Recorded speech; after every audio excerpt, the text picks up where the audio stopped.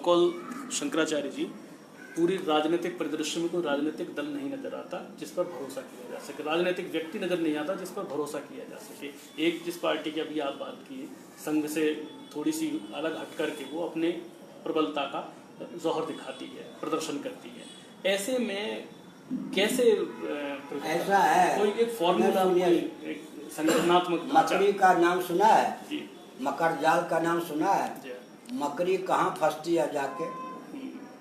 अपने बनाए हुए जाले में। जी, पार्लियामेंट में जी, पिछले सत्र में जी, जो कुछ कोलाहल हुआ, राष्ट्र के साथ क्या जी, एक प्रकार से धोखा का काम दिया गया। इतनी सुविधा के भोक्ता होते हैं और उन्होंने क्रिकेट के मैदान में जो कोलाहल तांडव नृत्य नहीं होता जो करके दिखाया, इससे क्या आपका ध्यान नहीं गया कि भारत में ये लोकतंत्र फेल है?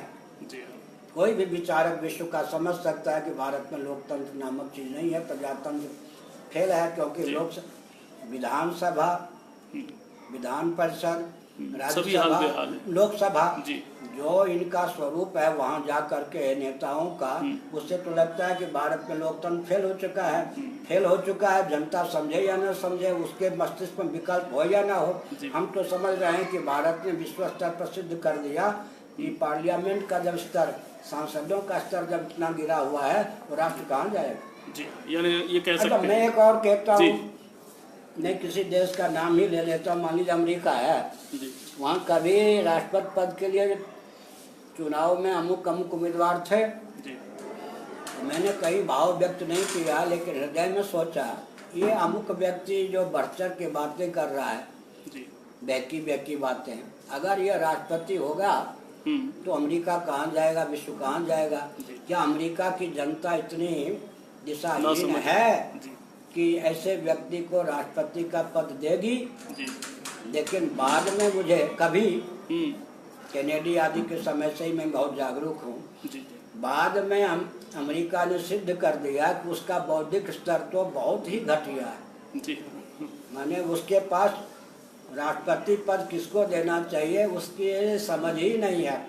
अमेरिका की भी स्थिति यही है, माने बौद्धिक स्तर तो पूरे विश्व का इतना गिरा हुआ है कि उज्जवल शासन तंत्र की प्राप्ति किसी भी देश में होना बहुत कठिन है।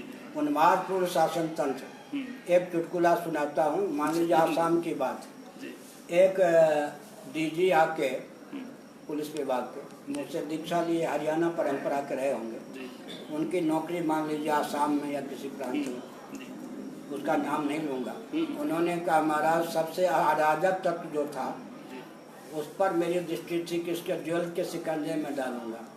आगे चुनाव का अवसर हुआ, वो तो मुख्यमंत्री हो गया, अब उसकी दृष्टि है कि इसकी नौकरी हटाऊं, इसके जेल के शिकंजे में डालूं।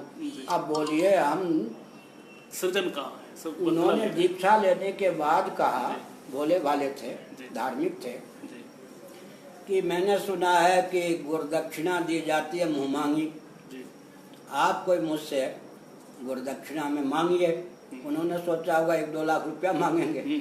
मैंने कहा कि आप जिस पद पर हैं उस दायित्व का निर्वाह कीजिए। रोने लग गए, उनके अवकाश प्राप्त होने के 1-2 साल रहे होंगे, रोने लग गए, यह काम मुझसे नहीं हो सकता। तब उन्होंने बताया जिस अराजक तत्व को जेल के शिकंजे में डालने का मैं प्रयास कर रहा था, आज वो मुख्यमंत्री है, मेरा जीवन, मेरा पद, मेरा परिवार उसकी मुट्ठी में है। बताइए इस प्रकार की नौकरी में जो आपने कहा गुरु होकर भी दक्षिणा जो आपने मांगी वो मेरे बस की बात नहीं है। देश लोकतांत्रिक व्यवस्था में तो ये खतरा हमेशा बना हुआ है, कोई भी चुनाव लड़ सकता है, कोई भी चुनाव जीत सकता है। बहुत बहुत धन्यवाद, आपने वक्त दिया।